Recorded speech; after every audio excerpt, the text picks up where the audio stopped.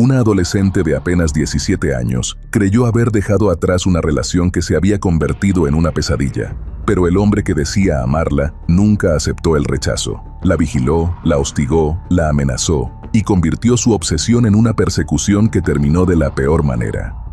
Lo que parecía la historia de un romance juvenil acabó transformándose en uno de los feminicidios que más indignación provocó en Morelos. En esta ocasión vas a conocer un caso donde el dolor no terminó con la muerte de la víctima.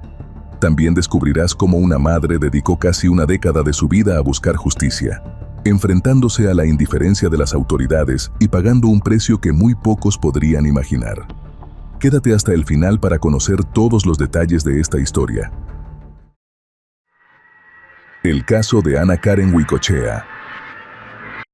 La tarde del 12 de diciembre de 2012, Ana Luisa Garduño llegó apresuradamente a una vivienda del fraccionamiento Burgos en Morelos. Había salido de su trabajo después de recibir 2 inquietantes mensajes enviados por su hija de 17 años.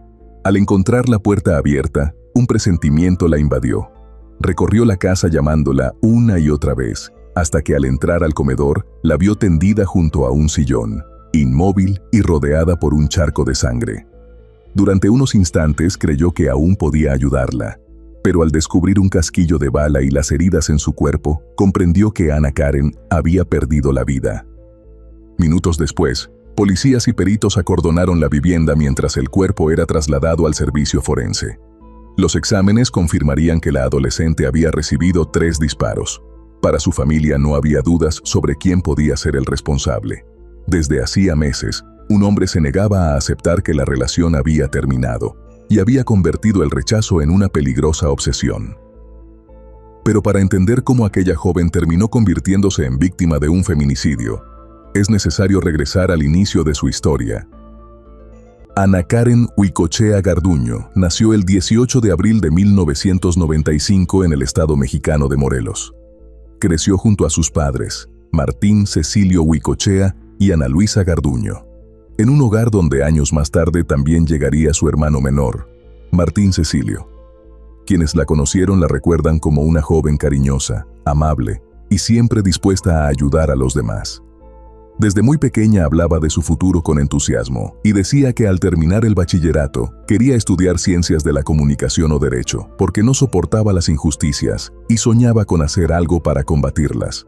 Como muchos adolescentes de su generación, una de sus mayores aficiones eran los videojuegos. Pasaba largas horas conectada a Xbox Live, donde disfrutaba competir y conversar con personas de distintos lugares.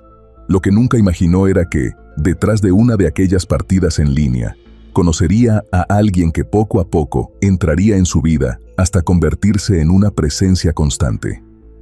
En 2010, cuando Ana Karen tenía apenas 15 años, conoció a Eduardo Villalobos Villanueva, un hombre que le dijo tener 23 años y vivir en Guadalajara. Al principio solo eran compañeros de juego, pero las conversaciones comenzaron a hacerse cada vez más frecuentes. Intercambiaban mensajes, hablaban por teléfono y pasaban horas conversando mediante el chat de la plataforma. Con el paso de los meses, aquella amistad terminó convirtiéndose en un noviazgo a distancia. Después de más de un año de relación virtual, a mediados de 2012, Eduardo decidió viajar hasta Morelos para conocer personalmente a Ana Karen, quien entonces tenía 17 años y cursaba el último año de preparatoria. Se presentó ante la familia como un ingeniero en sistemas que trabajaba para una empresa exportadora de frutas. Vestía de manera sencilla, era educado y causó una buena impresión. Cada 2 semanas volvía a visitar la casa de los Huicochea y pasaba buena parte del fin de semana jugando videojuegos junto a Ana Karen y a su hermano menor. Nada hacía pensar que aquel joven amable escondía una personalidad muy distinta a la que mostraba frente a la familia. Sin embargo, con el paso del tiempo, Ana Karen empezó a notar un comportamiento muy distinto cuando estaban solos. Eduardo quería saber dónde estaba, con quién hablaba y qué hacía durante el día. Poco a poco se volvió posesivo y comenzó a hostigarla mediante llamadas telefónicas y por internet. Incluso intervino sus cuentas de Facebook, Twitter y su correo electrónico para vigilar sus conversaciones. Aquella actitud terminó por cansar a la joven, quien decidió poner fin al noviazgo. Eduardo no aceptó la decisión. Durante los 4 meses siguientes, insistió constantemente en recuperar la relación. Le enviaba mensajes de texto, la llamaba por teléfono, le mandaba flores y buscaba cualquier forma de comunicarse con ella. También contactó a varias de sus amigas, entre ellas Naomi Estrada, para pedirles que convencieran a Ana Karen de darle otra oportunidad. Al no obtener respuesta, el joven acudió en 2 ocasiones a la casa de la familia Huicochea. Los padres de Ana Karen le explicaron que su hija era muy joven, quería continuar con su vida y necesitaba que respetara su decisión. Eduardo respondió que dejaría de buscarla y aseguró que no volvería a causarles molestias. A pesar de aquella promesa, Ana Karen seguía sintiéndose intranquila. En una conversación con su madre, le confesó que tenía miedo de Eduardo, pues la había amenazado de muerte tanto a ella como a algunos de sus amigos. Ana Luisa intentó tranquilizarla recordándole que ya había hablado con él y que le había asegurado que respetaría su decisión. Pero el 9 de diciembre, Eduardo volvió a presentarse en la vivienda. Ana Luisa volvió a enfrentarlo y le pidió que dejara de buscar a su hija. Él respondió que únicamente quería despedirse. Ese mismo día, Ana Karen, su madre y su hermano salieron a comer con él al centro de Cuernavaca y por la noche lo acompañaron hasta la terminal de autobuses, donde aseguró que regresaría a Guadalajara porque ya tenía comprado su boleto de viaje. La familia regresó convencida de que Eduardo ya había abandonado Morelos. Sin embargo, 2 días después descubrieron que seguía en Cuernavaca y continuaba intentando localizar a Ana Karen. Preocupados por la situación, sus padres decidieron llevarla temporalmente a otra vivienda de la familia, ubicada en el fraccionamiento Burgos, en Temixco. Era una casa que habían adquirido recientemente y pensaban que Eduardo desconocía su ubicación. La tarde del 12 de diciembre, alrededor de las 4, Ana Karen envió un mensaje de texto al teléfono de su madre, preguntándole quién le había dado esa dirección a Eduardo, porque él se encontraba frente a la casa. Ana Luisa no vio el mensaje de inmediato debido a que se encontraba trabajando. Minutos más tarde recibió otro mensaje. Esta vez solo contenía una palabra: mamá. Ana Karen abrió la puerta y encontró a Eduardo esperándola. Apenas pudo reaccionar cuando él la sujetó del brazo e intentó obligarla a hablar. La joven se resistió, forcejeó y alcanzó a rasguñarle el brazo izquierdo. En medio del enfrentamiento, el hombre la empujó contra un sillón, la sometió y sacó de entre su ropa una pistola calibre .45. Sin darle oportunidad de escapar, disparó 3 veces contra ella. Después dejó el cuerpo a un costado del sillón, abandonó la vivienda y abordó un taxi que lo llevó hasta la terminal de autobuses de Indios Verdes, en la Ciudad de México. Desde allí emprendió la huida hacia un poblado del estado de Querétaro. Antes de desaparecer, también eliminó fotografías y rastros de la cuenta de Facebook de Ana Karen. Mientras peritos procesaban la escena, los padres de Ana Karen entregaron a las autoridades un video de las cámaras de seguridad del condominio donde podía verse claramente la presencia de Eduardo. También proporcionaron teléfonos, direcciones, datos personales y hasta la localización de la computadora que utilizaba el sospechoso. Consideraban que toda esa información permitiría localizarlo rápidamente. Sin embargo, las autoridades respondieron que debían esperar la emisión de una orden de aprehensión antes de actuar. Aunque dicha orden fue concedida al día siguiente, los agentes tampoco emprendieron la búsqueda inmediata. Según explicaron a la familia, no contaban con recursos suficientes para trasladar personal hasta Guadalajara, donde creían que podía encontrarse el principal sospechoso. Ante la falta de resultados, los padres de Ana Karen hicieron todo lo posible para que la búsqueda no se detuviera.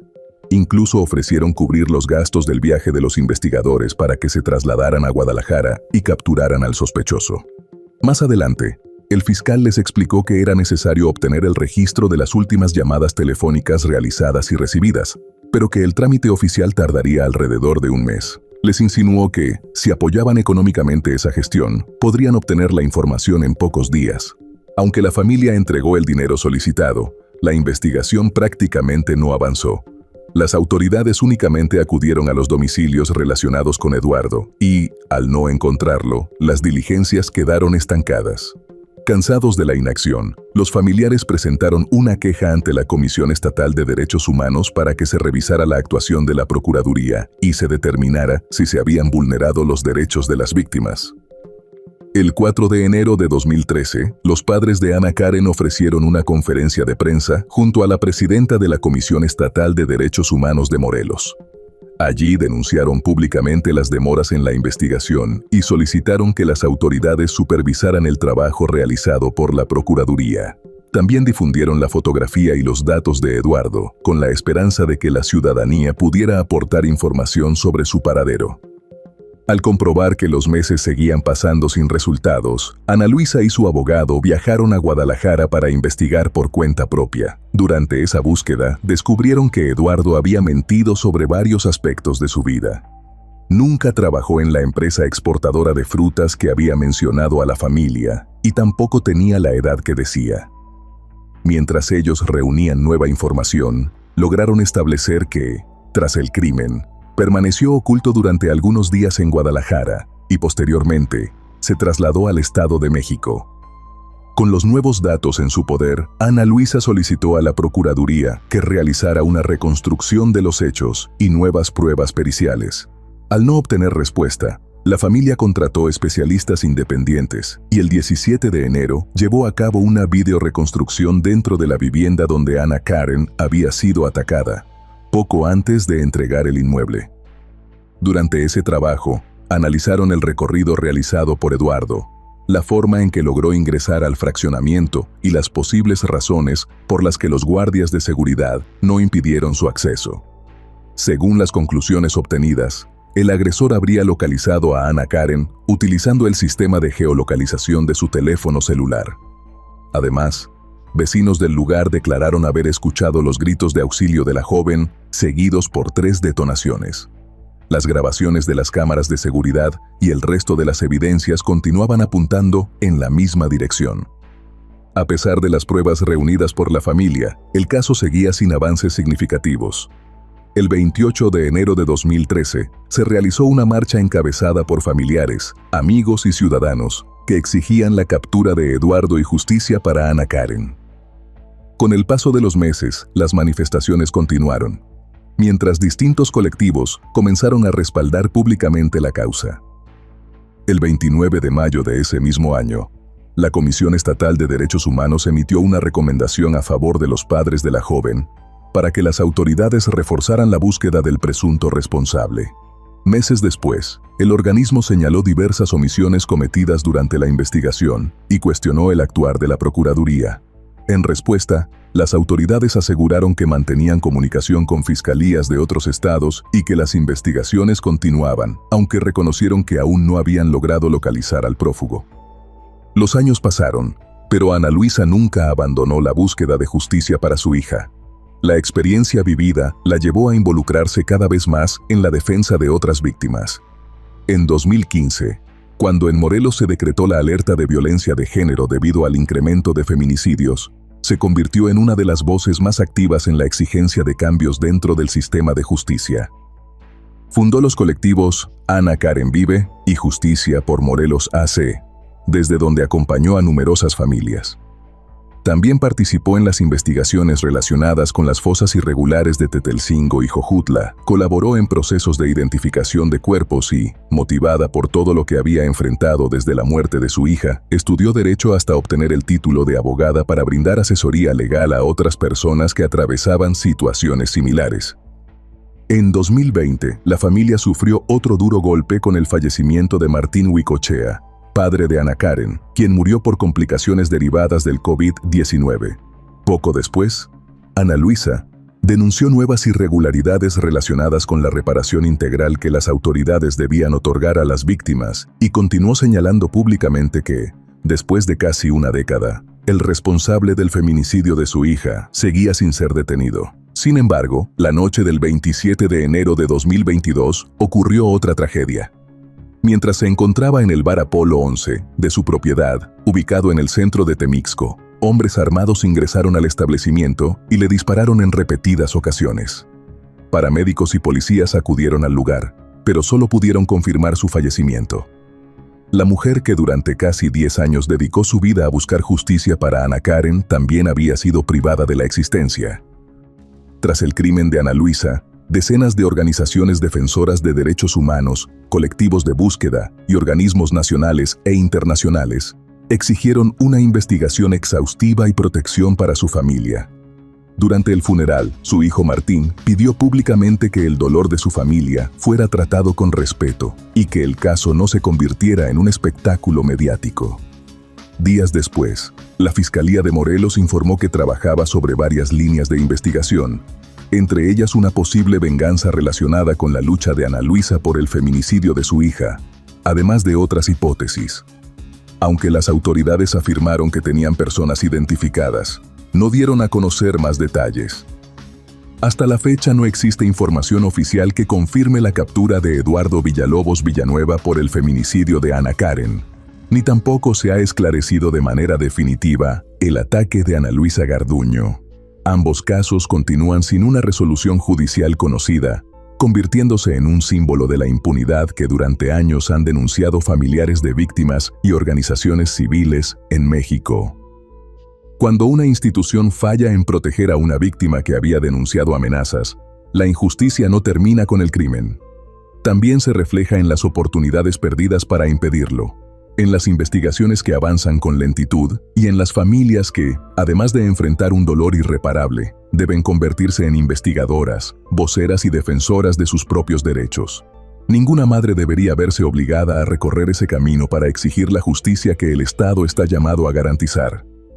Mientras un feminicidio permanezca impune, el daño no alcanza únicamente a una familia, sino que envía un mensaje de incertidumbre a toda una sociedad. Recordar casos como este no solo honra la memoria de quienes ya no están, también mantiene viva la exigencia de verdad, justicia y de un sistema que realmente proteja a quienes aún pueden ser salvados. Hay historias en las que el crimen no termina cuando se apaga el eco de los disparos. A veces continúa durante años, alimentado por la impunidad, la indiferencia y la ausencia de justicia. El caso de Ana Karen y Ana Luisa es un recordatorio de que una familia puede perderlo todo, incluso cuando dedica su vida a exigir respuestas. ¿Crees que las autoridades pudieron haber evitado esta tragedia si hubieran actuado con rapidez desde el principio? ¿Piensas que algún día ambos casos llegarán a resolverse? Te leo en los comentarios. Como siempre, gracias por acompañarme hasta el final de esta historia. Nos vemos en el próximo caso. La mujer que ves en pantalla creyó que había dejado atrás una relación marcada por los celos, las amenazas y la violencia. Nunca imaginó que alguien convertiría el rechazo en una obsesión capaz de perseguirla hasta la puerta de su propia casa. En cuestión de segundos, sus planes, los sueños que tenía junto a su hija y todo lo que había construido desaparecerían para siempre. Si alguna vez pensaste que terminar una relación basta para estar a salvo, esta historia podría hacerte cambiar de opinión. Quédate hasta el final para conocer cómo una madrugada cualquiera en México terminó convertida en una escena de horror y por qué, años después, su familia sigue luchando para conseguir una justicia definitiva. El caso de Melanie Trejo. La madrugada del 6 de agosto de 2022, en la comunidad de Tres Marías, en el municipio de Huitzilac, en Morelos, algunos vecinos despertaron sobresaltados y se asomaron con cautela por las ventanas, intentando descubrir qué estaba ocurriendo después de escuchar un estruendo parecido a una ráfaga de disparos de arma de fuego. Apenas unos minutos después, una segunda ráfaga de detonaciones volvió a estremecer el lugar, haciendo evidente que no se trataba de un hecho aislado. Cuando el ruido cesó, varios habitantes reunieron el valor para salir. Sobre el pavimento distinguieron primero el cuerpo de un joven junto a un automóvil estacionado. Pero, al acercarse un poco más, descubrieron una escena todavía más desgarradora. A pocos metros también yacía Melanie Trejo, una muchacha de 27 años conocida por prácticamente todos en la comunidad. La habían matado frente a la casa donde vivía con su familia. Dentro de la vivienda, José Ángel, padre de Melanie, también había escuchado las detonaciones. Al principio creyó que alguien estaba disparando contra la fachada de su casa, pero al salir encontró a su hija y Christopher Mondragón sin vida, un vecino del lugar y amigo de su hija. En cuestión de minutos, la tranquilidad de aquella familia desapareció para siempre. Mientras vecinos y familiares intentaban comprender lo sucedido, comenzaron a llegar los primeros elementos de emergencia para resguardar una escena que marcaría el inicio de una larga búsqueda de justicia. Melanie Fernanda Trejo nació en 1995 en el estado de Morelos. Era la hija mayor de Jacqueline del Valle Gutiérrez y José Ángel Trejo. Entre ambos existía una relación muy cercana, basada en la confianza, el cariño y una convivencia cotidiana cordial. Creció en Huitzilac, rodeada de bosques y montañas. Desde pequeña fue recordada por su carácter alegre, sensible y por la facilidad con la que hacía amigos. Disfrutaba cantar durante las reuniones familiares y desde muy joven mostró interés por la música, el arte y la lectura. Durante la secundaria, que cursó en Cuernavaca, sus maestros la consideraban una estudiante responsable, aplicada y especialmente interesada en las materias humanísticas. A los 18 años contrajo matrimonio y poco tiempo después nació su hija, quien rápidamente se convirtió en el centro de su vida. Aunque debía cumplir largas jornadas laborales en un restaurante, siempre encontraba tiempo para acompañarla en la escuela, salir al cine o compartir pequeños momentos que fortalecieron el vínculo entre ambas. Su mayor prioridad era ofrecerle un futuro mejor. Con el paso de los años, su matrimonio llegó a su fin y en 2017, Melanie regresó a vivir a la casa de su padre junto con su hija. Tiempo después, retomó contacto con Christopher Mondragón, un antiguo compañero de secundaria con quien siempre había mantenido una amistad cercana. Esa relación evolucionó hasta convertirse en un noviazgo que fue bien recibido por toda la familia, pues Christopher demostraba respeto hacia Melanie y un cariño especial por la niña. La relación duró cerca de 2 años y terminó de manera tranquila durante 2022. Aunque dejaron de ser pareja, ambos conservaron una buena amistad y continuaron viéndose ocasionalmente sin conflictos. Poco después, Melanie conoció a Ernesto Ibarra Torres, un hombre que rápidamente comenzó a conquistarla con detalles, regalos y constantes muestras de afecto. Convencida de que había encontrado una nueva oportunidad para rehacer su vida, decidió iniciar una relación con él e incluso se fueron a vivir juntos apenas unos meses después de conocerse. Mientras tanto, Melanie seguía trabajando, disfrutaba salir con sus amigas, compartía videos cantando y riendo en redes sociales y mantenía el sueño de ahorrar para comprar un automóvil y, algún día, construir una casa propia donde pudiera vivir junto a su hija. La relación avanzó con rapidez y en junio de 2022, Melanie y Ernesto decidieron vivir juntos. Al principio, todo parecía marchar bien. Él se mostraba atento, cariñoso y hacía creer que estaba dispuesto a construir un proyecto de vida a su lado. Sin embargo, aquella imagen comenzó a desmoronarse apenas unas semanas después. Con el paso de los días, aparecieron las discusiones, los celos y las actitudes controladoras. Lo que comenzó con reclamos y cambios de humor, terminó convirtiéndose en episodios de violencia que hicieron que la convivencia se volviera insostenible. Apenas 2 meses después de haberse mudado con él, Melanie tomó la decisión de abandonar la vivienda y regresar junto a su padre, en la comunidad de Tres Marías. Aunque intentaba recuperar la tranquilidad, no era sencillo dejar atrás aquella experiencia. Aún así, procuró retomar su rutina. Continuó trabajando, dedicando tiempo a su hija y disfrutando de los momentos con sus amigas y familiares, mientras trataba de convencerse de que esa etapa de su vida había quedado atrás. Con el paso de los días, Melanie decidió contarle a su padre parte de lo que había vivido durante la relación. Le confesó que Ernesto la había sujetado con fuerza del cuello durante una discusión y que ese episodio había sido suficiente para comprender que no quería seguir viviendo a su lado. Pero lo que más preocupó a José Ángel fueron las amenazas que ella aseguró haber recibido. Según le explicó, Ernesto le había advertido que, si lo abandonaba, no solo atentaría contra ella, sino también contra su familia, especialmente contra su padre. Aquellas palabras hicieron que José Ángel desconfiara aún más del hombre y le rogara a su hija que no volviera a tener contacto con él. Pese a ello, a finales de julio, Ernesto apareció acompañado de su propia madre para buscar a Melanie. Ambos le propusieron reunirse para conversar sobre lo ocurrido. Durante ese encuentro, la madre reconoció que su hijo tenía un carácter violento y él mismo pidió una nueva oportunidad, asegurando que acudiría a terapia y que cambiaría su comportamiento. Melanie quiso creer en aquella promesa y aceptó intentarlo una vez más. Como parte de esa reconciliación, viajaron juntos a Acapulco junto con la hija de Melanie.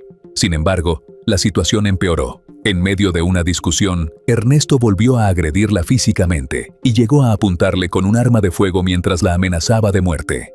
La escena fue tan violenta que empleados del hotel tuvieron que intervenir para protegerla. Después de aquel episodio, Melanie decidió terminar definitivamente la relación y regresar a casa de su padre.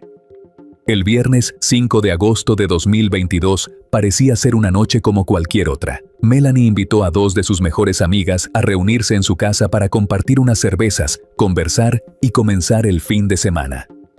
Más tarde decidieron salir a un bar cercano, ubicado a pocos minutos de la vivienda.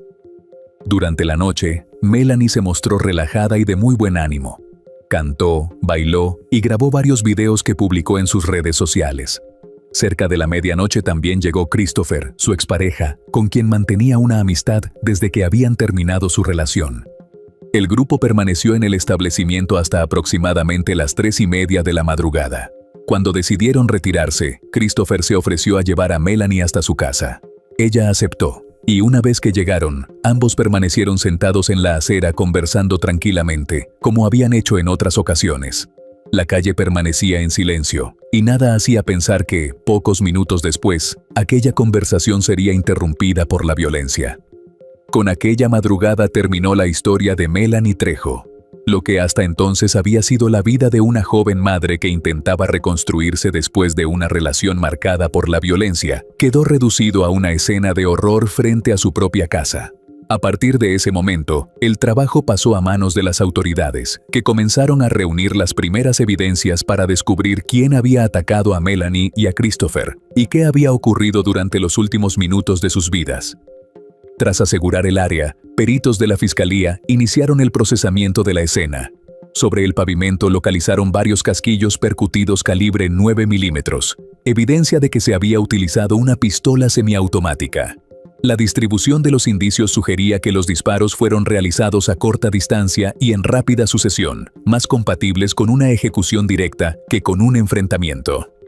Los especialistas realizaron un registro fotográfico completo del lugar, levantaron muestras biológicas y documentaron la posición de ambos cuerpos antes de que fueran trasladados al servicio médico forense. Paralelamente, comenzaron a entrevistar a vecinos que habían escuchado las detonaciones o alcanzado a observar parte de lo sucedido durante la madrugada.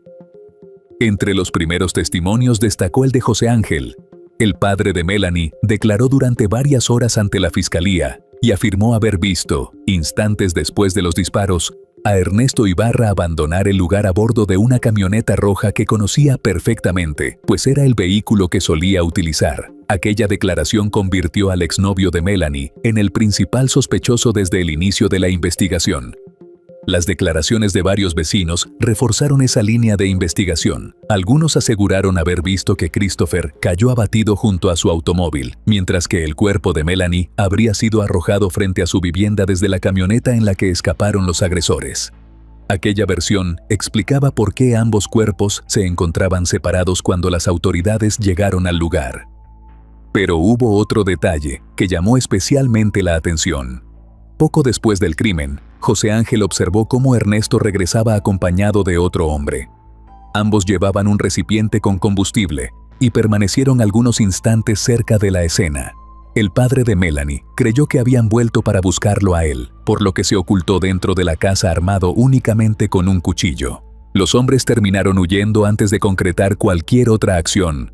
Sin embargo, las autoridades encontraron un garrafón con líquido inflamable cerca del lugar y surgió la hipótesis de que los responsables pretendían rociar los cuerpos con gasolina para prenderles fuego y destruir posibles evidencias. Aquella posibilidad añadió un nuevo elemento de violencia al crimen y fortaleció la teoría de que todo había sido cuidadosamente planeado. A medida que la fiscalía profundizó en el entorno del principal sospechoso, también comenzó a conocerse más sobre su perfil. Ernesto era conocido por algunos habitantes de la región como el Neto. Era señalado por vecinos como una persona de carácter dominante y violento. Diversas versiones lo relacionaban con actividades ilícitas desarrolladas en la zona montañosa de Huitzilac. Entre los señalamientos figuraban su presunta participación en la tala clandestina de bosques, una actividad que durante años ha generado disputas y violencia en la región. Además, algunos testimonios lo vinculaban con otros delitos, como el robo de vehículos, el trasiego de sustancias y supuestas conexiones con grupos delictivos que operaban en la zona. Aunque varias de estas versiones no formaban parte de una acusación formal dentro del proceso por el homicidio de Melanie, ayudaban a explicar por qué portaba armas de fuego y el temor que muchas personas manifestaban hacia él. También comenzaron a surgir relatos sobre otras relaciones sentimentales marcadas por la violencia. Algunas personas afirmaban que una expareja había sufrido agresiones graves durante su convivencia con Ernesto, mientras que vecinos describían un patrón de comportamiento controlador, impulsivo y agresivo. Todos esos antecedentes fueron incorporándose como contexto dentro de la investigación que buscaba establecer el historial de violencia ejercido por el sospechoso. Sin embargo, mientras las evidencias parecían apuntar con claridad hacia Ernesto, la familia de Melanie comenzó a denunciar una serie de irregularidades que, a su juicio, estaban retrasando la investigación. Apenas 2 días después del crimen, un juez concedió al sospechoso un amparo relacionado con posibles órdenes de aprehensión, situación que generó preocupación entre los familiares al considerar que podía facilitar su fuga. José Ángel acudió en repetidas ocasiones a la fiscalía para solicitar información sobre la carpeta de investigación. Después de insistir durante varios días, finalmente obtuvo una copia del expediente, pero descubrió que contenía importantes omisiones. Faltaban anexos, testimonios y diversos documentos que consideraba fundamentales para comprender el avance de las diligencias. Entre las inconsistencias también observó que el expediente no detallaba con claridad aspectos relevantes de la escena del crimen, como el análisis realizado al recipiente con gasolina localizado cerca de los cuerpos, la existencia o no de huellas dactilares sobre ese objeto y otros estudios periciales que la familia esperaba encontrar. A ello se sumaban respuestas poco claras por parte de algunos funcionarios, retrasos constantes y una sensación creciente de que la investigación avanzaba con mucha lentitud. Finalmente, el 24 de agosto, la Fiscalía obtuvo una orden de aprehensión contra Ernesto Ibarra Torres por los delitos de feminicidio en agravio de Melanie Trejo y homicidio calificado por la muerte de Christopher Mondragón. Poco después se difundió una ficha de búsqueda con su fotografía y datos generales, solicitando el apoyo de la ciudadanía para localizarlo. Para José Ángel, aquella medida llegó demasiado tarde. Según denunció públicamente, desde los primeros días posteriores al crimen, había informado a las autoridades dónde podía encontrarse Ernesto e incluso aseguró haberlo visto caminando libremente por la misma comunidad donde ocurrieron los hechos. Él mismo entregó fotografías, ubicaciones y diversos datos sobre su paradero, pero, según su versión, ninguna corporación actuó para detenerlo. Con el paso de las semanas, la familia comenzó a sentirse cada vez más vulnerable. Además del dolor por la pérdida de Melanie, aseguraban recibir amenazas y percibir un ambiente de intimidación que los obligó a abandonar su vivienda para resguardar su seguridad. Paralelamente participaron en marchas, entrevistas y actos públicos para exigir justicia y denunciar las irregularidades que, desde su perspectiva, habían permitido que el principal sospechoso continuara prófugo durante varios meses. Con las pruebas periciales, las declaraciones de los testigos y los antecedentes de violencia documentados durante la investigación, las autoridades lograron reconstruir una posible secuencia de los hechos. La principal hipótesis estableció que Ernesto habría visto los videos que Melanie publicó esa noche en sus redes sociales, identificando el bar donde se encontraba junto a sus amigas.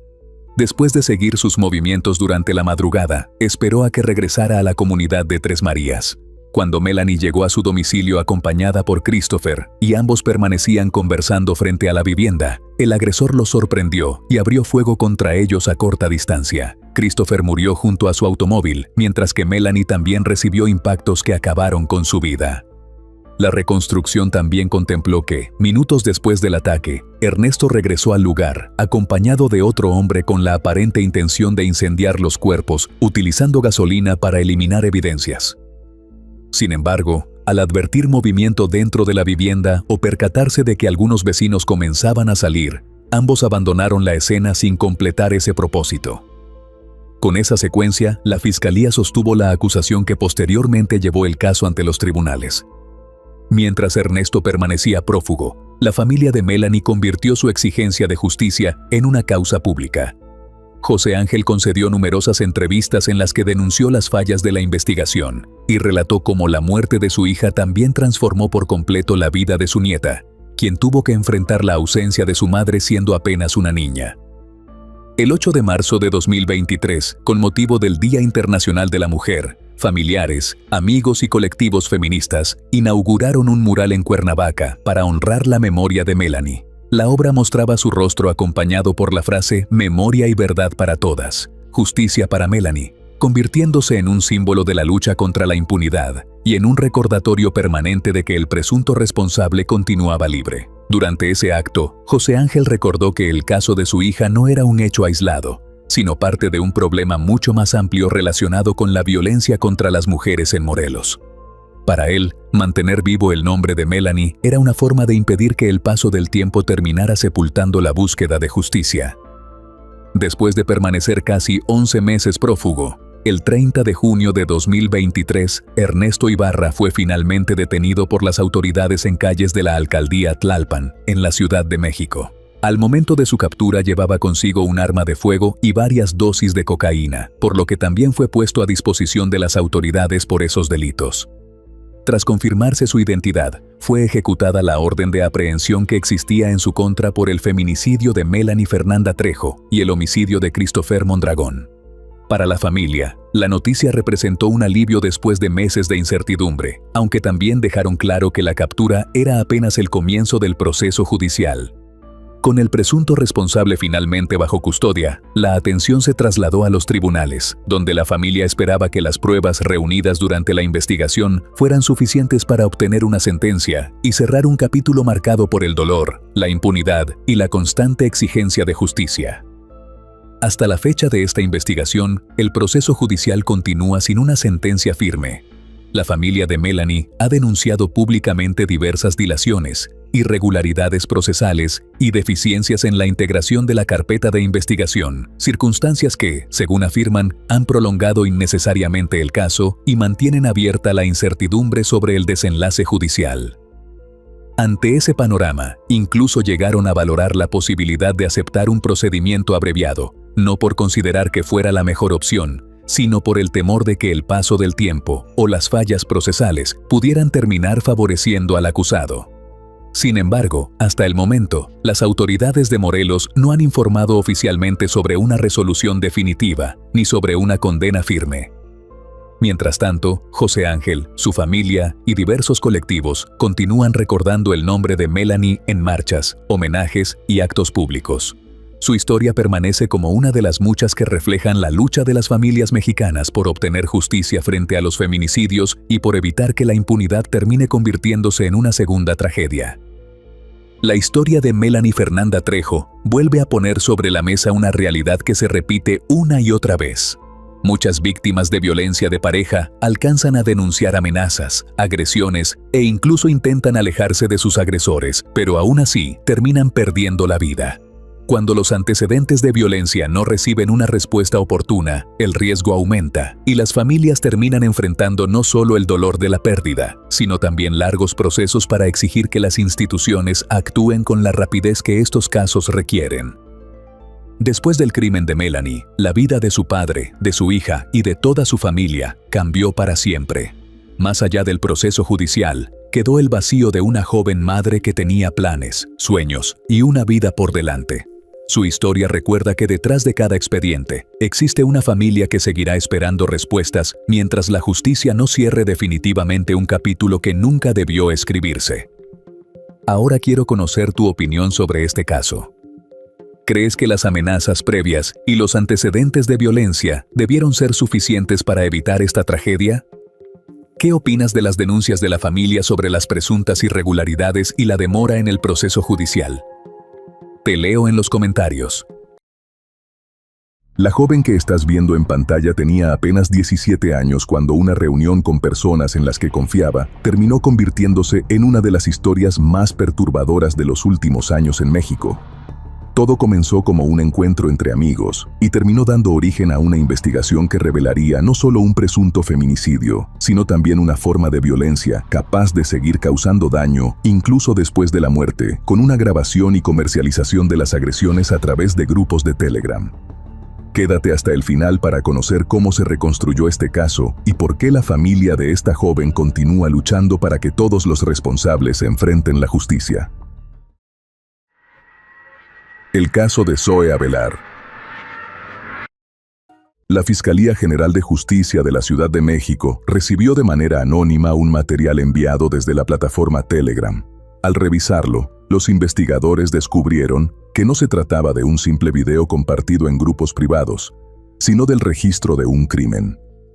La víctima era una joven de apenas 17 años llamada Zoe Avelar. Lo que aparecía en aquellas imágenes era tan perturbador que dio origen a una investigación por feminicidio y otros delitos relacionados con violencia sexual y explotación digital.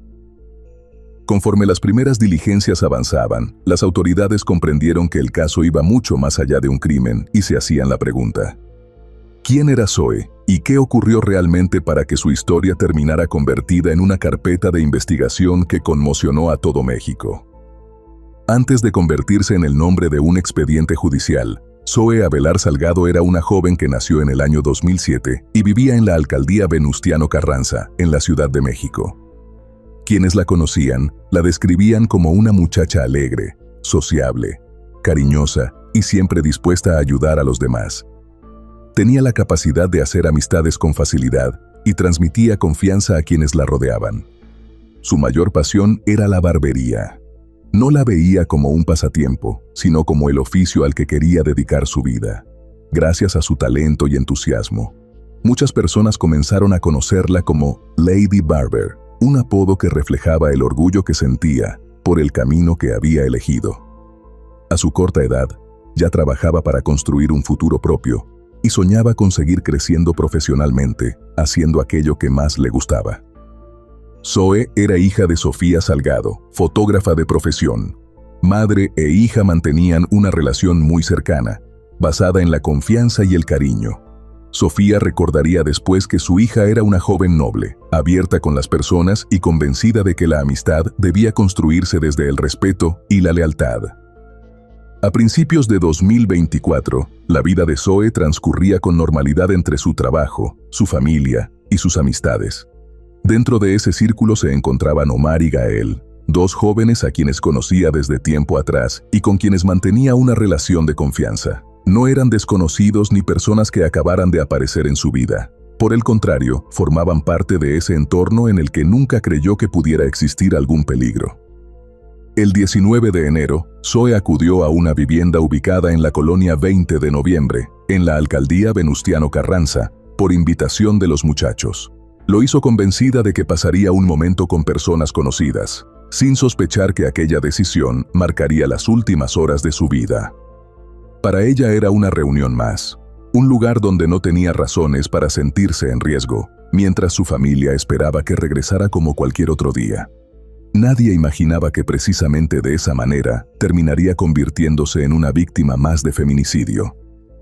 Mientras la familia intentaba comprender lo ocurrido y la investigación apenas comenzaba a tomar forma, los especialistas de la Fiscalía reunían cada una de las evidencias disponibles para reconstruir paso a paso las últimas horas de Zoe dentro de aquella vivienda. Conforme avanzaron las diligencias, la Fiscalía estableció que Zoe había acudido a aquella vivienda acompañada de Omar y Gael, dos jóvenes que formaban parte de su círculo cercano. Durante la reunión, presuntamente le suministraron alcohol adulterado, con la intención de colocarla en un estado de vulnerabilidad que le impidiera reaccionar o defenderse. Una vez que perdió la capacidad de oponer resistencia, la joven fue víctima de una agresión sexual. De acuerdo con la reconstrucción realizada por los investigadores, la violencia ejercida en su contra terminó provocándole la muerte. Cada uno de estos hechos comenzó a ser sustentado mediante peritajes, entrevistas y diversos elementos probatorios incorporados a la carpeta de investigación. A partir de esa evidencia digital contenida en la plataforma Telegram, comenzaron los trabajos de identificación, el análisis de los archivos recibidos y la recopilación de otros indicios que permitieran reconstruir con precisión todo lo sucedido aquella noche. Los investigadores le pusieron especial atención a que imágenes no habían permanecido únicamente en poder de quienes las grabaron.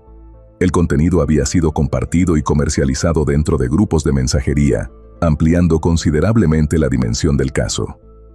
Aquello dejó de ser únicamente una investigación por la muerte de una joven, y pasó a incluir también delitos relacionados con la difusión y explotación de material íntimo sin consentimiento.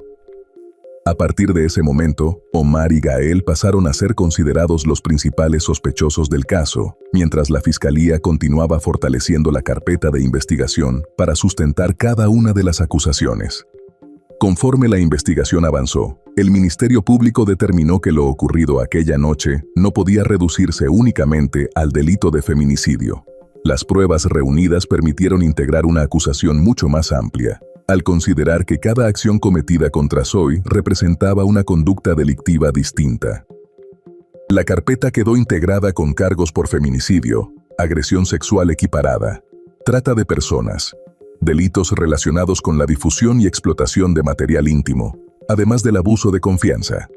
Para la Fiscalía, la agresión no terminó con la muerte de la joven. También continuó mediante la grabación y distribución de las imágenes, razón por la que la investigación incorporó la violencia digital como una parte fundamental del caso. Mientras las órdenes judiciales comenzaban a ejecutarse, las autoridades lograron detener a Gael, quien fue presentado ante un juez e ingresado en prisión preventiva para enfrentar el proceso penal en su contra.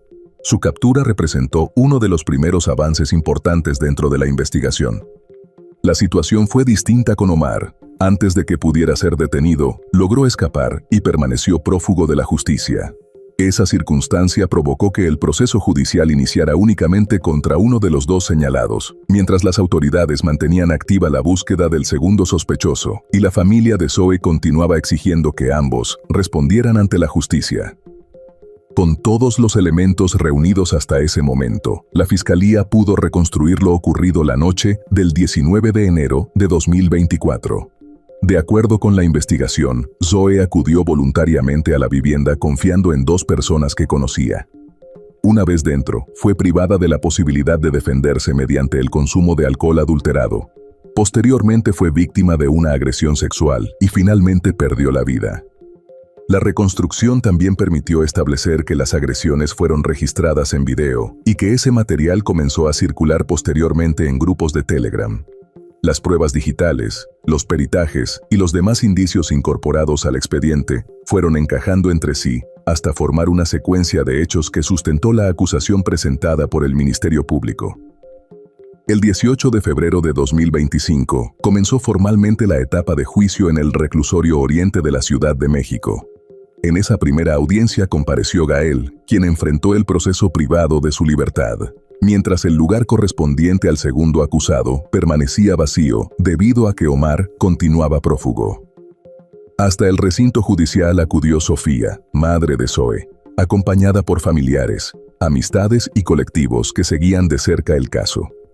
Con una fotografía de su hija entre las manos, reiteró que asistiría a todas las audiencias necesarias hasta conocer una resolución definitiva, convencida de que el proceso apenas comenzaba y de que todavía quedaba un largo camino por recorrer. Durante el desarrollo del proceso, la familia insistió en que el caso no debía limitarse únicamente al feminicidio. Para Sofía Salgado, era indispensable que también se reconociera judicialmente la violencia digital ejercida contra su hija, ya que la grabación y difusión del material formaban parte del daño que sufrió y no podían quedar como un hecho secundario. Esa postura llevó a que la aplicación de la Ley Olimpia adquiriera un papel relevante dentro del proceso. La familia sostuvo que la comercialización y distribución de las imágenes constituían una agresión independiente que también debía ser sancionada. La Ley Olimpia es un conjunto de reformas legales aprobadas en México para sancionar la difusión, venta o publicación de imágenes, videos o contenido íntimo sin el consentimiento de la persona afectada. Surgió tras la lucha de la activista Olimpia Coral Melo y reconoce la violencia digital como una forma de agresión que también debe ser castigada por la ley. Mientras el juicio avanzaba, la exigencia seguía siendo la misma: que todos los delitos fueran plenamente acreditados y que cada uno de los responsables enfrentara las consecuencias correspondientes. Con el paso de los días, Sofía Salgado decidió que la historia de su hija no quedaría reducida a un expediente. Además de asistir a cada audiencia, comenzó a participar activamente en entrevistas, actividades públicas y colectivos que acompañan a familias de víctimas de feminicidio, con el propósito de mantener el caso visible y evitar que cayera en el olvido. Como parte de esa lucha, presentó en el Museo de la Mujer, en el Centro Histórico de la Ciudad de México, una exposición fotográfica titulada El caos en la realidad, A través de 30 imágenes, documentó el camino que ha recorrido desde la pérdida de Zoe hasta la búsqueda de justicia, convirtiendo su dolor en una forma de memoria y de exigencia para que ninguna otra familia tenga que vivir una historia similar. Hasta la fecha de esta investigación, no existe información pública que confirme una sentencia definitiva dentro del caso, ni la captura de Omar, quien continúa siendo buscado por las autoridades. El proceso judicial contra Gael sigue siendo el principal frente legal para esclarecer plenamente lo ocurrido y determinar las responsabilidades correspondientes. Mientras tanto, Sofía continúa asistiendo a las audiencias y manteniendo vivo el nombre de su hija mediante actividades públicas y el acompañamiento de colectivos feministas. Su exigencia no ha cambiado desde el primer día: que todos los responsables comparezcan ante la justicia y que la resolución final reconozca tanto el feminicidio como la violencia digital ejercida contra Zoe. El caso de Zoe demuestra que las mayores amenazas no siempre provienen de desconocidos. En muchas ocasiones, la violencia nace dentro de los propios círculos de confianza, donde la cercanía y la amistad son utilizadas por los agresores para desarmar cualquier posibilidad de defensa. Esa traición deja heridas que van mucho más allá del crimen y obliga a reflexionar sobre la importancia de reconocer las señales de manipulación y abuso, incluso cuando provienen de personas conocidas. También expone una realidad que no puede ignorarse. Detrás de cada imagen íntima, difundida sin consentimiento, existe una víctima real. Quienes producen ese material, quienes lo venden, quienes lo comparten y quienes lo consumen, forman parte de una misma cadena de violencia que prolonga el sufrimiento mucho después de ocurrido el delito. Combatir esa práctica es una responsabilidad que involucra tanto a la justicia como a toda la sociedad. La historia de Zoe Avelar no debe recordarse únicamente por la brutalidad de lo ocurrido, sino por la determinación de su familia para exigir que ningún responsable quede sin responder ante la ley. Mientras exista una madre que siga asistiendo a cada audiencia y pronunciando el nombre de su hija, este caso seguirá siendo un recordatorio de que la búsqueda de justicia no termina hasta que la verdad y las sentencias alcancen a todos los involucrados. Pero ahora quiero conocer tu opinión sobre este caso. ¿Crees que las penas por difundir y comercializar material íntimo sin consentimiento deberían ser tan severas como las de otros delitos graves? ¿Qué medidas consideras que podrían evitar que casos como el de Zoe vuelvan a repetirse? Te leo en los comentarios. 2 hermanas venezolanas dejaron atrás a su familia, cruzaron varios países y apostaron todo lo que tenían por una oportunidad de empezar de nuevo en México. Creían que el sacrificio de emigrar algún día les permitiría construir la vida que siempre imaginaron, pero en el camino quedaron atrapadas en una realidad mucho más peligrosa de lo que jamás pudieron imaginar. Su historia no solo habla de migración o de violencia. Habla de cómo 2 jóvenes que jamás quisieron separarse terminaron compartiendo el mismo destino trágico, convirtiéndose en el rostro de una investigación que expuso la vulnerabilidad de cientos de mujeres migrantes en América Latina. Acompáñame hasta el final para conocer uno de los casos más estremecedores de los últimos años. El caso de Stephanie y Susesh. La mañana del 30 de julio de 2024 comenzó con una escena que estremeció a la Ciudad de México.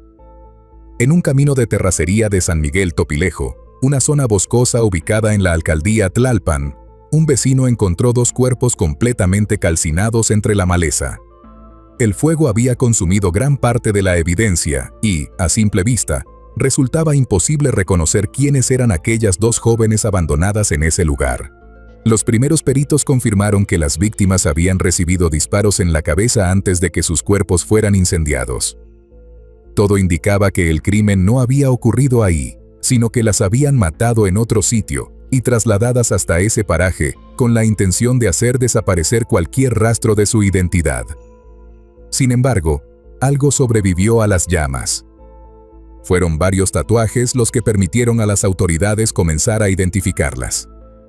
Entre ellos, destacaban unas chicas superpoderosas, mariposas, cruces y otros diseños que coincidían con las fotografías publicadas en redes sociales por 2 hermanas venezolanas desaparecidas poco antes. Sus nombres eran Stephanie y Susesh. ¿Quiénes eran estas jóvenes y cómo terminaron atacadas de una forma tan brutal lejos de su país? Stephanie Maldonado nació en Maracay, estado Aragua, Venezuela. Tenía 21 años y era madre de una niña de 7. Quienes la conocían la describían como una mujer tranquila, reservada y muy protectora con su familia. Soñaba con trabajar en el mundo de la belleza, abrir algún día su propio negocio de estética y ofrecerle un mejor futuro a su hija. La situación económica de Venezuela hacía cada vez más difícil alcanzar esos objetivos. La escasez, la falta de oportunidades y la incertidumbre empujaban diariamente a miles de jóvenes a abandonar el país.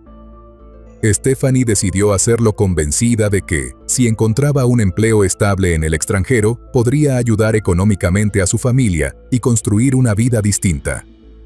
En sus redes sociales compartía fotografías sencillas y mensajes de esperanza. Hablaba de esfuerzo, de fe y de la importancia de no rendirse.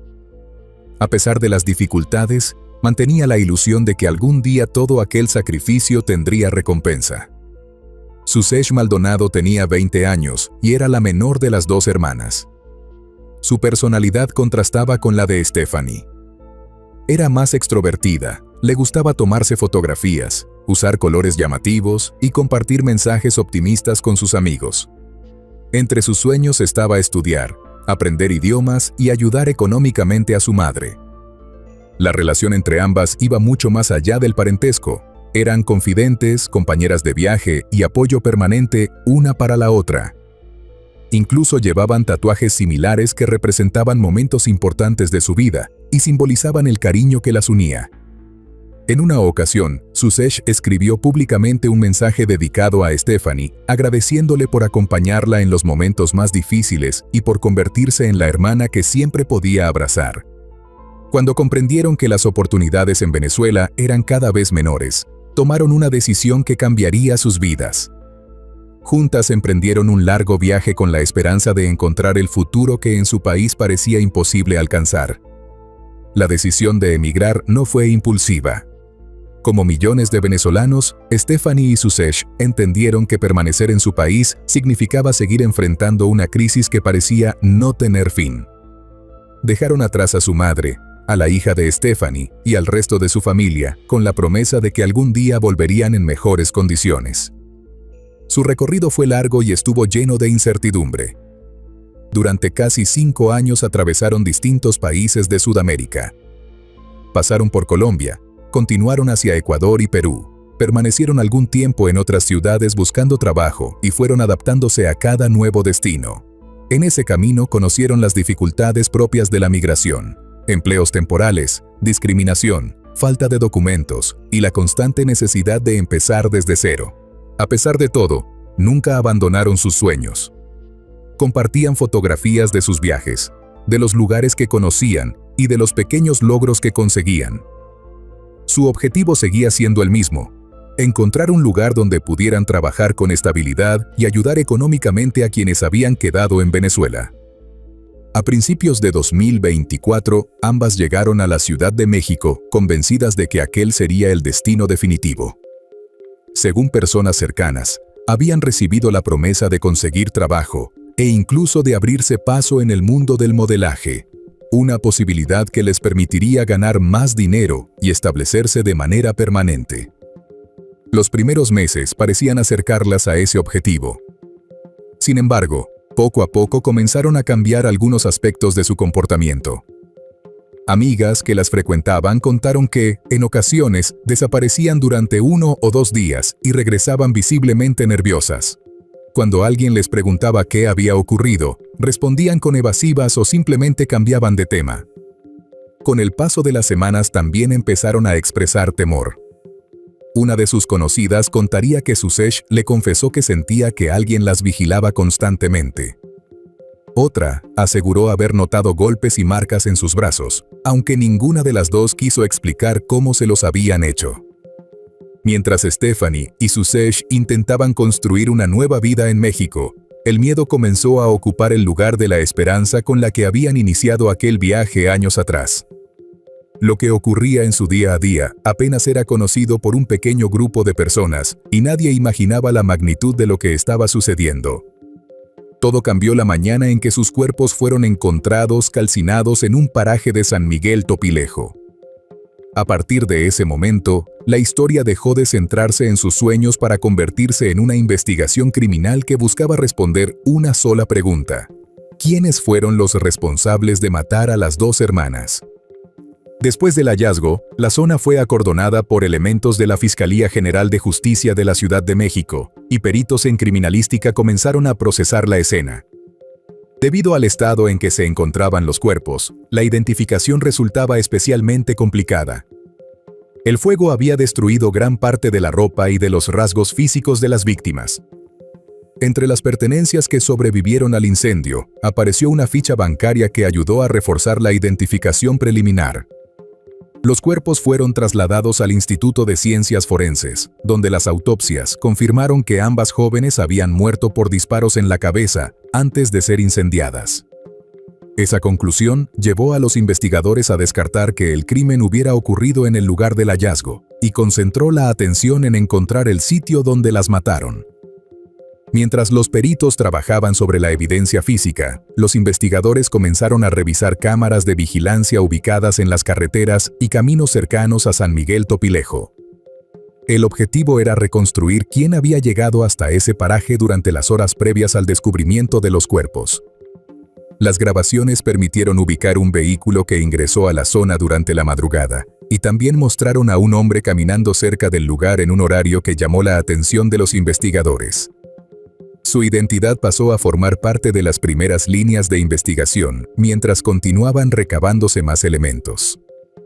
Al mismo tiempo, habitantes de la zona relataron haber escuchado detonaciones y, poco después, haber percibido olor a gasolina y humo. Ninguno de ellos se acercó al sitio por temor, pero esos testimonios ayudaron a establecer una posible secuencia de lo ocurrido durante aquella madrugada. Con los avances de la investigación, los agentes comenzaron a reconstruir las últimas semanas de Stephanie y Suzesh en la Ciudad de México. Entrevistaron a familiares, amigas y personas que habían convivido con ellas desde su llegada al país. Fue durante esas declaraciones cuando aparecieron los primeros relatos sobre el miedo que ambas experimentaban. Varias personas coincidieron en que las jóvenes hablaban de amenazas, de personas que controlaban sus movimientos y de una situación de la que parecía muy difícil escapar. Algunas aseguraron que incluso habían manifestado su deseo de abandonar el lugar donde vivían para empezar nuevamente en otra ciudad. Paralelamente, organizaciones dedicadas a la defensa de mujeres en situación de vulnerabilidad compartieron información que ya habían documentado desde años atrás sobre la presencia de jóvenes migrantes sometidas a distintos mecanismos de explotación en diversas zonas de la capital. Esos antecedentes comenzaron a ser analizados por los investigadores para determinar si guardaban relación con la muerte de las dos hermanas. A medida que avanzaban las entrevistas, la investigación empezó a dibujar un escenario mucho más amplio que el de un doble homicidio. Varias personas señalaron que Stephanie y Suzesh habrían llegado a México bajo la promesa de conseguir un empleo bien remunerado, pero poco después comenzaron a depender completamente de quienes las habían recibido en la ciudad. Los testimonios describían un mismo patrón. Se hablaba de deudas impuestas desde su llegada, cobros constantes por alojamiento, alimentación y otros gastos, además de restricciones para desplazarse libremente. Según quienes declararon ante distintos medios y organizaciones civiles, cada intento por recuperar su independencia implicaba nuevas amenazas y un mayor control sobre sus vidas. La Brigada Callejera de Apoyo a la Mujer Elisa Martínez, organización que trabaja con mujeres en situación de vulnerabilidad, manifestó que desde años atrás había detectado la presencia de jóvenes migrantes sometidas a mecanismos similares de explotación en distintos puntos de la capital. Esa información pasó a formar parte del contexto que las autoridades comenzaron a analizar durante las investigaciones. Con la información obtenida hasta ese momento, los investigadores intentaron establecer qué había ocurrido durante las horas previas al ataque. Las declaraciones de personas cercanas indicaban que las hermanas habían manifestado su intención de abandonar el ambiente en el que se encontraban y buscar otro lugar donde comenzar nuevamente. También surgieron referencias a una discusión sostenida con un hombre en las inmediaciones de la zona de Buenavista, una de las últimas ocasiones en que ambas fueron vistas con vida por personas que posteriormente rindieron testimonio. Esa información fue incorporada al expediente para establecer los movimientos realizados antes de su desaparición.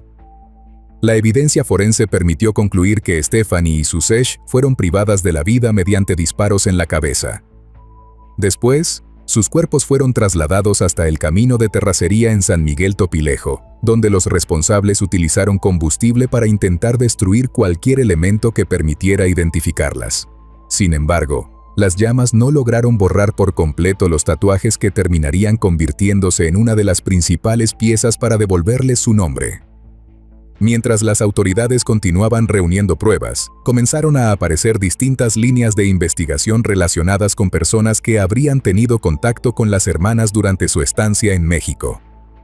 Varias fueron entrevistadas y algunos nombres fueron incorporados al expediente, aunque las diligencias continuaban bajo reserva.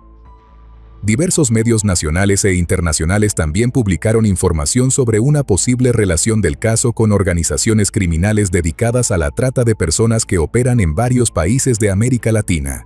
Sin embargo, esas hipótesis permanecían sujetas al desarrollo de la investigación y debían ser corroboradas con evidencia judicial. Hasta el momento de esta parte de la historia, la Fiscalía mantenía abiertas varias líneas de investigación, pero no había logrado presentar una sentencia contra los responsables del doble homicidio. Las preguntas sobre quién ordenó el crimen, quién ejecutó el ataque y cuál fue el motivo exacto seguían esperando una respuesta. Desde Venezuela, Natalie Maldonado recibió la noticia que ninguna madre está preparada para escuchar. Sus dos hijas, que habían salido de su país buscando una oportunidad para salir adelante, habían sido privadas de la existencia en México. Sin poder viajar de inmediato y enfrentando dificultades económicas, comenzó una campaña para pedir ayuda y lograr que los cuerpos regresaran a su tierra. A través de videos publicados en redes sociales, Natalie pidió apoyo a las autoridades, a organizaciones civiles y a cualquier persona que pudiera ayudarla. Insistía en que Stephanie y Suzesh no eran delincuentes, sino dos jóvenes que habían emigrado por necesidad con la esperanza de conseguir un trabajo digno y ayudar a su familia. Su llamado encontró respuesta. Diversas organizaciones, colectivos feministas y ciudadanos iniciaron campañas de recaudación de fondos y gestionaron apoyos para cubrir los trámites necesarios. Poco a poco, la historia de las dos hermanas comenzó a conocerse en distintos países de Latinoamérica, y su caso dejó de ser un hecho local para convertirse en un símbolo de la vulnerabilidad que enfrentan muchas mujeres migrantes. Con el paso de los meses, la Fiscalía General de Justicia continuó ampliando la investigación. Los cateos realizados en inmuebles de las alcaldías Cuauhtémoc y Azcapotzalco fortalecieron la hipótesis de que Stephanie y Suzesh habrían sido víctimas de una red dedicada a la trata de personas que operaba en distintos puntos de la capital. Las investigaciones también permitieron identificar a varios presuntos integrantes de esa estructura criminal. Entre ellos figuraban Luis, Daniel y Ángel, señalados por las autoridades como posibles participantes en el traslado y muerte de las jóvenes. Meses después, fueron detenidos otros dos ciudadanos venezolanos, Omaris y Jesús Alberto, quienes quedaron bajo investigación por su presunta relación con el caso, y fueron vinculados a proceso por delitos de narcomenudeo y cohecho derivados de su detención. Sin embargo, hasta la fecha de esta narración, no existe una sentencia por el feminicidio de Stephanie y Suzesh, ya que las órdenes de aprehensión y el proceso específico por el doble homicidio continúan desarrollándose. Mientras tanto, la familia de las dos hermanas y diversas organizaciones civiles continúan exigiendo que todos los responsables, tanto los autores materiales como quienes dirigían la red de explotación, sean llevados ante la justicia. Para ellos, el caso sigue abierto, y la verdadera reparación solo llegará cuando exista una condena firme, que esclarezca por completo quién ordenó y ejecutó el crimen. El caso de Stephanie y Suzesh dejó al descubierto una realidad que atraviesa fronteras. Miles de mujeres migran cada año impulsadas por la necesidad de trabajar y ayudar a sus familias, pero muchas terminan convirtiéndose en el blanco de organizaciones criminales que aprovechan su vulnerabilidad. Sin documentos, lejos de sus seres queridos y con pocas redes de apoyo, denunciar o escapar puede convertirse en una decisión que pone en riesgo la propia vida. también evidenció el enorme desafío que representan las redes de trata de personas para las autoridades. Aunque las investigaciones permitieron identificar presuntos responsables y fortalecer varias líneas de investigación, la ausencia de una sentencia por el doble feminicidio mantiene abierta la exigencia de justicia. La desarticulación de estas estructuras no depende únicamente de capturar a quienes ejecutan los crímenes, sino también de identificar a quienes las financian, las coordinan y permiten que continúen operando. Stephanie y Susesh emprendieron un viaje buscando oportunidades que su país ya no podía ofrecerles. En lugar del futuro que imaginaban, encontraron la violencia más extrema. Hoy sus nombres permanecen como un recordatorio de que detrás de cada cifra sobre migración, trata de personas o feminicidios, existen historias, familias y sueños que merecen ser protegidos. Mientras el caso no tenga una resolución definitiva, la demanda de justicia seguirá siendo la misma, que ningún responsable quede en la impunidad. Pero ahora quiero conocer tu opinión, porque este caso deja muchas preguntas sobre la migración, la trata de personas y la responsabilidad de quienes permiten que estas redes sigan operando. ¿Crees que las autoridades pudieron haber evitado esta tragedia si las denuncias y señales de alerta se hubieran atendido a tiempo? ¿Qué medidas consideras que deberían implementarse para proteger a las mujeres migrantes que viajan solas y son vulnerables a las redes de trata?